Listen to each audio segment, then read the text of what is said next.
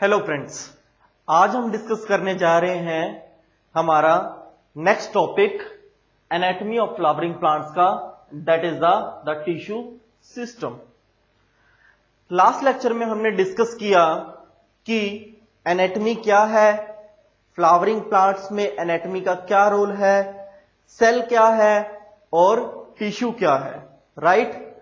और फर्दर किस किस तरह से प्राइमरी, सेकेंडरी और फर्दर उनके टाइप्स को हमने स्टडी किया, राइट। कॉम्प्लेक्स टिश्यू को स्टडी किया, सिंपल टिश्यू को हमने स्टडी किया और आज हम डिस्कस करेंगे complete tissue system. Tissue system क्या है, सबसे पहले आप समझिए कि जो टॉपिक है वो हम किस बारे में हम बात करना चाह रहे हैं। टिश्यू सिस्टम, टिश्यू सिस्टम में सबसे इंपॉर्टेंट बात है कि हम बॉडी के, प्लांट बॉडी के ऑर्गन्स के अंदर जो प्रेजेंट हैं टिश्यूज, उनकी अरेंजमेंट को आप समझेंगे। और वो arrangement layer wise, because that अब प्रॉपरली ह्यूमन बॉडी की तरह वहां पर लिवर, वहां पर आईज एंड प्रॉपर हार्ट, इस तरह का फंक्शन नहीं है, बट उनका एक अपना इंटरनल फंक्शन है जिसको हम टिश्यू सिस्टम के अंदर हम स्टडी करेंगे, right. Anatomy of flowering plants, ये लास्ट लेक्चर में मैंने आपको डिटेल में आपको समझाया था, जिसने वो वीडियो ना देखी हो और वो वीडियो जाकर देख सकता है, राइट। तो टिश्यू सिस्टम को स्टार्ट करने से पहले मैं आपको कहूंगा हमारा जो यूट्यूब चैनल है प्रोफेसर DR विज, आप सब्सक्राइब करिए, ज्यादा से ज्यादा शेयर करिए और बेल आइकन को प्रेस करिए ताकि आपको इसका डिटेल नोटिफिकेशन, आपको वीडियोस आपको प्रॉपरली मिल जाए। तो फर्दर हम डिस्कस करते हैं अब टिश्यू सिस्टम क्या है। टिश्यू सिस्टम एक ऐसी अरेंजमेंट है टिश्यूज की। टिश्यू सिस्टम क्या है, ये क्या है, अरेंजमेंट है। किस चीज की, टिश्यू की, टिश्यू सेल्स की मैं ये बात कर रहा हूं। टिश्यू के अंदर जो सेल्स हैं, टिश्यू किससे बना है, एक सिमिलर सेल से बना है जो कि एक पर्टिकुलर फंक्शन, एक सिंगल फंक्शन को परफॉर्म करते हैं, राइट। तो आपको पता होना चाहिए टिश्यू सिस्टम क्या है। और ये फर्दर टिश्यू सिस्टम को कैटेगराइज किया गया है 3 कैटेगरी में, इनकी 3 टाइप्स बनाई गई हैं।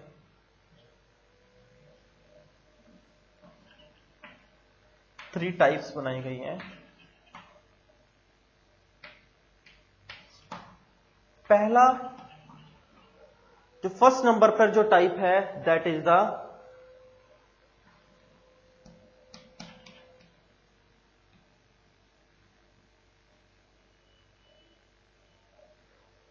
अब मैं यहां पर सिर्फ वर्ड लिख रहा हूं एपी, अब पूरा वर्ड नहीं यहां पर लिख रहा हूं, ठीक है। यहां पर मैं सिर्फ वर्ड लिख रहा हूं एपी। अब एपिडर्मिस एक शब्द आपने सुना होगा, एपिडर्मिस एक वर्ड है। अब इसको हम सबसे पहले समझते हैं। 2 वर्ड आपने पढ़े होंगे, एपिडर्मिस, इसी वर्ड से बना है टिश्यू सिस्टम का जो फर्स्ट टाइप है, that is the epidermal tissue system. क्या बना है, epidermal tissue system. Epidermal tissue system का मतलब है, यहां पर हम बात कर रहे हैं प्लांट बॉडी के आउटर मोस्ट लेयर की। किस चीज की बात कर रहे हैं हम, प्लांट के आउटर मोस्ट पार्ट की बात कर रहे हैं।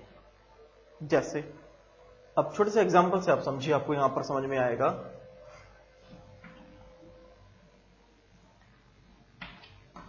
ह्यूमन का एग्जांपल लेता हूं यहां पर मैं। आपने नोटिस किया होगा कि मैं मैक्सिमम ह्यूमन के एग्जांपल से रिलेट करके आपको समझाता हूं, बिकॉज ऑफ दैट कि ह्यूमन के एग्जांपल से आपको समझने में आसानी होगी, पहला पॉइंट।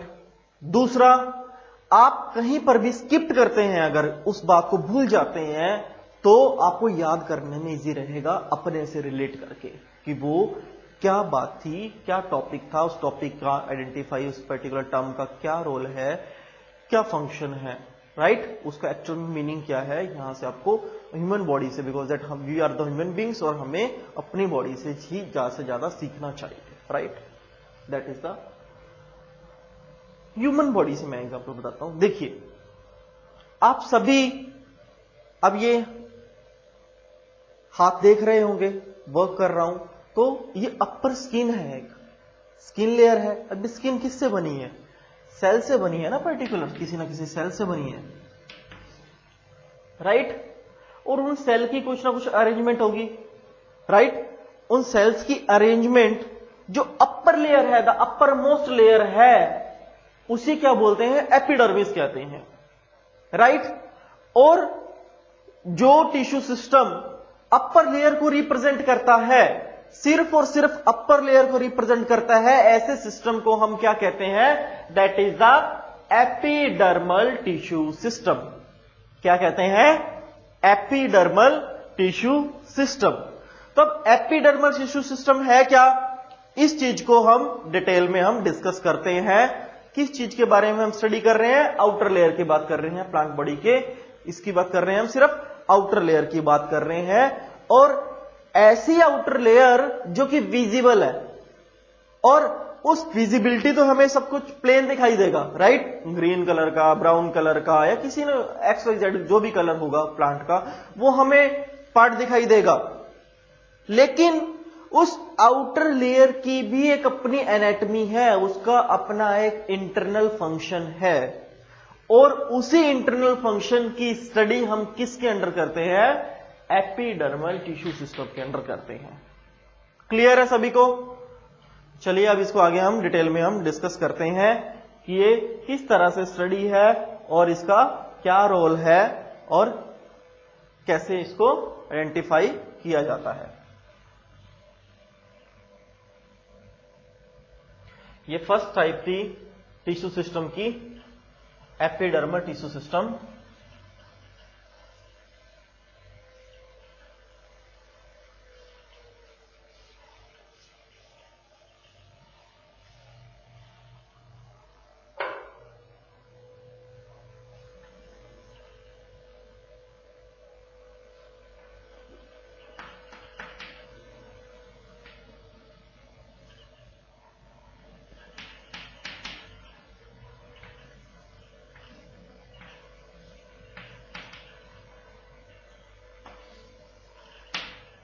देखिए यहां पर एक मैंने डायग्राम बनाया हुआ है, ये एक लीफ के सेल का डायग्राम है पर्टिकुलर, राइट। तो यहां पर मैं उसकी एपिडर्मिस की बात कर रहा हूं, एपिडर्मल लेयर की बात कर रहा हूं। वहां पर हमें क्या क्या मिलता है? सबसे पहले देखिए, ये एक आउटर लेयर है, यहां पर ये आउटर लेयर, इसी आउटर लेयर को क्या कहा गया है? Epidermal cells. क्या कहा गया है? एपिडर्मल सेल्स कहा गया है। दूसरा पार्ट यहां पर आप देखिए, ये बीन लाइक एक स्ट्रक्चर है, उसके बीच में एक डॉट्स है, राइट, राउंड राउंड, ठीक है। इसी को क्या बोला गया है? गार्ड सेल्स बोला गया है। क्या बोला गया है? Guard cells, right. और गार्ड सेल किसके अंदर प्रोटेक्ट कर रहे हैं? ये कंप्लीट जो ये कंप्लीट ये वाला पार्ट है, बीन वाला जो शेप वाला दिखाई दे रहा है, ठीक है। और यही पार्ट क्या है? That is the chloroplast. अब वन बाय वन हम इन सब चीज को हम डिस्कस करते हैं। सबसे पहले बात करते हैं हम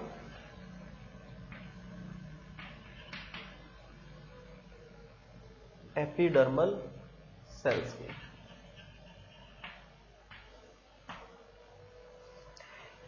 एपिडर्मल सेल्स है क्या?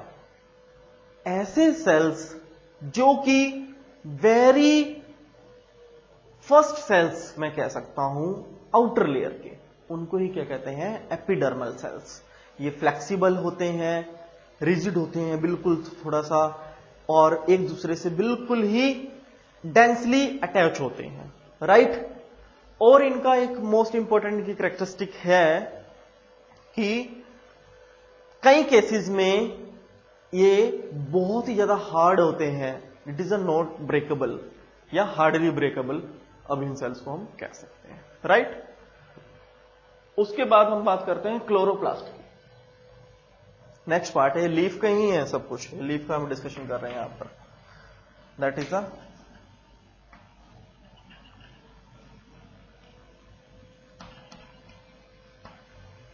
क्लोरोप्लास्ट। क्लोरोप्लास्ट क्या है? क्लोरोप्लास्ट आउटर लेयर का एक ऐसा एपिडर्मल टिश्यू का एक ऐसा पार्ट है लीफ का जो कि गैसियस एक्टिविटी को, यानी ये एक तरह का लंग का काम करता है। जैसे ह्यूमन बॉडी में, अब दोबारा से मैं ह्यूमन बॉडी की बात कर रहा हूं, जैसे ह्यूमन बॉडी के अंदर लंग्स है ना, ठीक है, लंग्स हैं जो कि क्या करते हैं कि हमें सांस लेने में हेल्प करते हैं, राइट, ग्रैब करना गैस को एंड एक्सक्रीट करना, राइट। इसी तरह से ये गैसियस एक्टिविटी को ट्रांसपिरेशन में ये हेल्प करते हैं, गैसियस एक्टिविटी को प्रोसेस करते हैं। इनका मोस्ट इंपॉर्टेंट रोल है, इसके साइज का और इनकी वर्किंग का बहुत इंपॉर्टेंट रोल है, राइट। और ये गार्ड सेल्स हैं। गार्ड सेल्स का मेन फंक्शन क्या है? गार्ड सेल्स, यानी आपको पता ही होगा गार्ड का मतलब क्या है कि उसको प्रोटेक्शन देना, इंटरनल लिक्विड को प्रोटेक्शन देना ही गार्ड सेल्स का मेन फंक्शन है। एक एक सेल्स की और बात आती है, यहां पर गार्ड सेल्स हो गए, हमने 3 गार्ड सेल्स भी हमने डिस्कस कर लिया, ओके। क्यूटाइल या क्यूटिकल आप बात कर सकते हैं। अब क्यूटिकल क्या है? क्यूटिकल मेनली यहां पर मेंशन नहीं किया हुआ है, क्यूटिकल क्या है कि ये एपिडर्मल सेल्स से ही रिलेट करता है।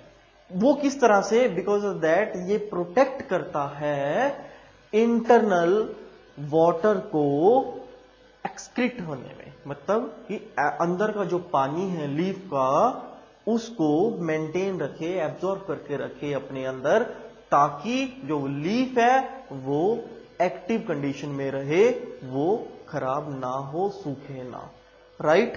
That is the cuticle. वो एक फ्लेक्सिबल, एक तरह का ना, एक ये कह सकते हैं कि एक आउटर कवरिंग है, एक लेयर है, एक फ्लेक्सिबल रिजिड एक लेयर है, राइट।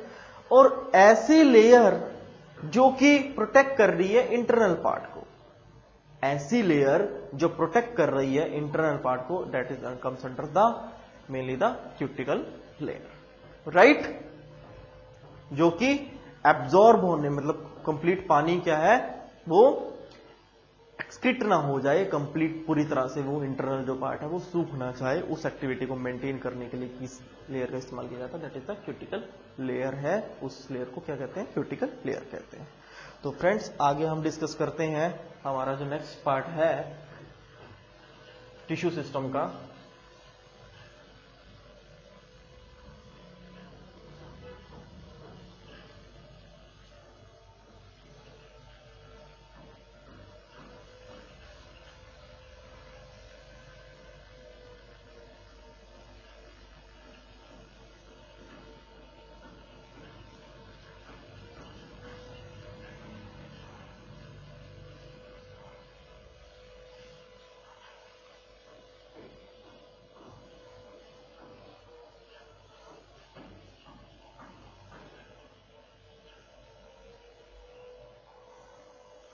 That is the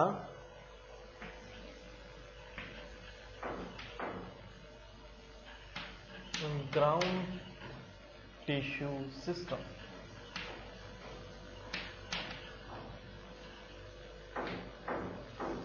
देखिए वर्ड से ही क्लियर है, ground tissue system. Ground tissue का मतलब क्या है कि ये बेस टिश्यू है, बेसिक टिश्यू है, जो कि किस एक्टिविटी को परफॉर्म कर रहे हैं?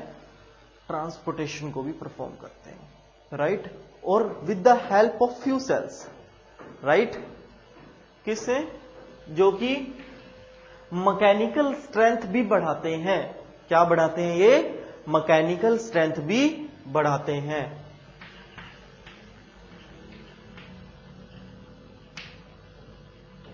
पैरेन्काइमा सेल्स, ठीक है। नेक्स्ट आपको मैंने कल भी ये सेल्स आपको बताए थे कि इनके तीनों के नाम भी बताए थे, जो मैकेनिकल एक्टिविटी बढ़ाते हैं, फूड स्टोरेज में हेल्प करते हैं और स्ट्रेंथ को बढ़ाने में भी हेल्प करते हैं। Next is the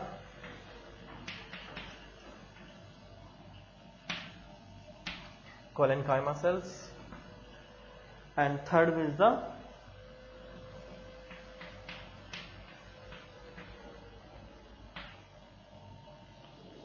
sclerenchyma cells. जो ये सेल्स हैं तीनों टाइप्स हैं, इनके अंदर आते हैं। इनका मेन रोल क्या है? पहला क्या है? ये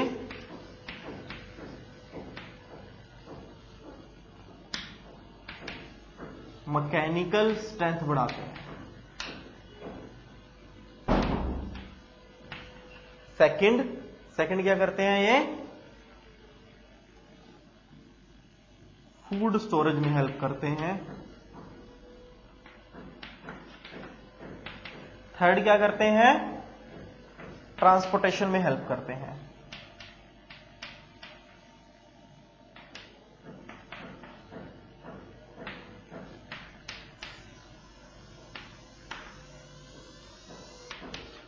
बट पूरी तरह से ट्रांसपोर्टेशन ये नहीं करते हैं। आई रिपीट, थर्ड सिग्निफिकेंस कि ट्रांसपोर्टेशन में पूरी तरह से डायरेक्टली हेल्प नहीं करते हैं, बट इनडायरेक्ट वे में हेल्प करते हैं, राइट? तो that is the ground tissue system. तो इसके बाद हमारा जो लास्ट टाइप है,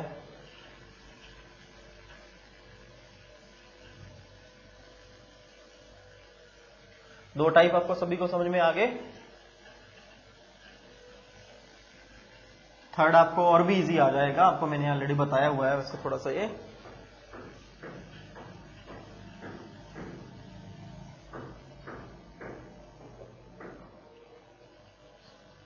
देखिए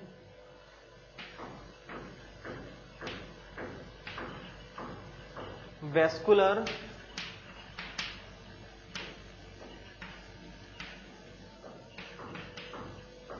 tissue system.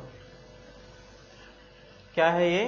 Vascular tissue system. Vascular tissue system में क्या है कि इसमें वेस्कुलर टिश्यू मिलते हैं। कौन कौन से वेस्कुलर टिश्यू मैंने बताए थे? पहला क्या था हमारे पास? जाइलम, और second is the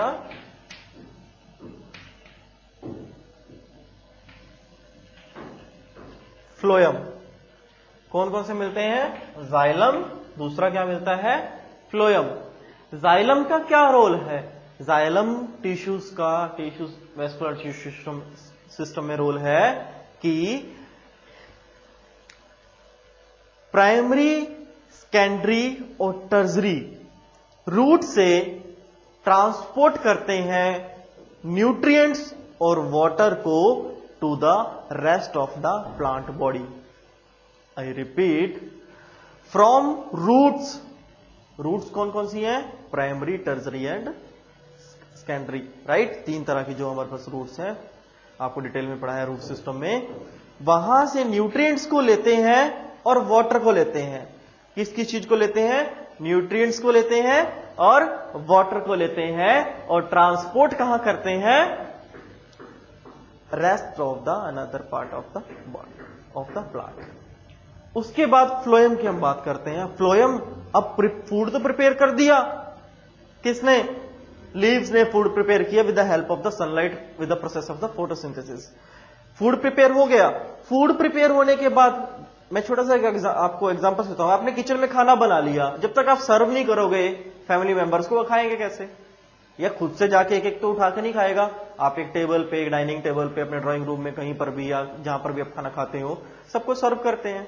similarly phloem एक वेस्कुलर टिश्यू ऐसे हैं जो कि प्रिपेयर फूड को ट्रांसपोर्ट करते हैं rest of the part of the body, including each and everything. जहां पर भी फूड की जरूरत है, जहां पर भी फूड मटेरियल की जरूरत है, वहां पर फोटोसिंथेसिस प्रोसेस कंप्लीट होने के बाद ये क्या करते हैं? ट्रांसपोर्ट करते हैं फूड मटेरियल को, राइट? तो फ्रेंड्स, तो that is the tissue system in the flowering plants. मैं एक बार ओवरव्यू कर देता हूं आपको, अभी तक हमने क्या क्या स्टडी किया।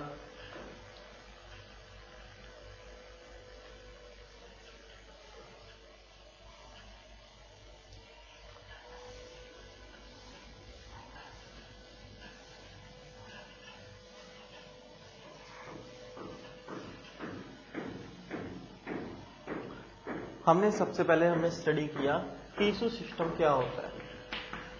टिश्यू सिस्टम क्या होता है, ठीक है, इसकी डेफिनेशन को हमने स्टडी किया। उसके बाद हमने इसके 3 टाइप्स को हमने पढ़ा। पहला क्या था, epidermal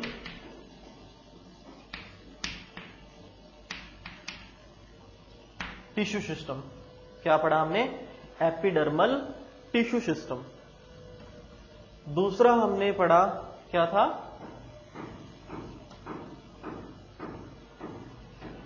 ground tissue system.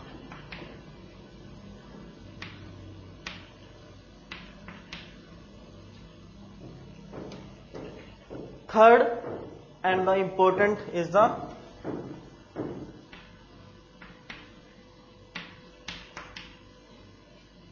Vascular tissue system.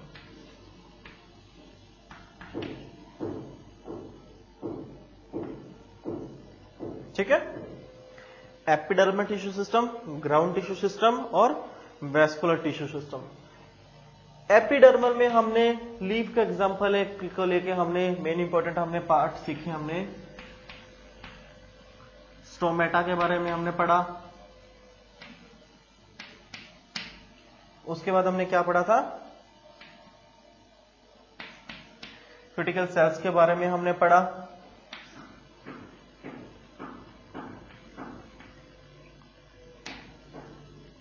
Guard cells के बारे में हमने पढ़ा, राइट। ग्राउंड टिश्यू सिस्टम में हमने स्टडी किया स्टोमेटा, क्यूटिकल सिस्टम, यहां पर ईच एंड एवरीथिंग हमने स्टडी किया। एंड एपिडर्मल सेल्स के बारे में भी यहां पर हमने स्टडी किया था।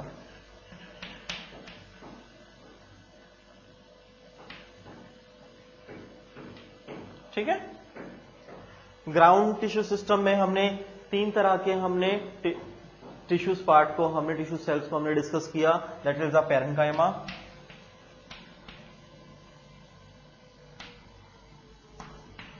Right. Next is the collenchyma and third one जो ग्राउंड टिश्यू सिस्टम का जो इंपॉर्टेंट पार्ट है दैट इज द स्क्लेरेन्काइमा।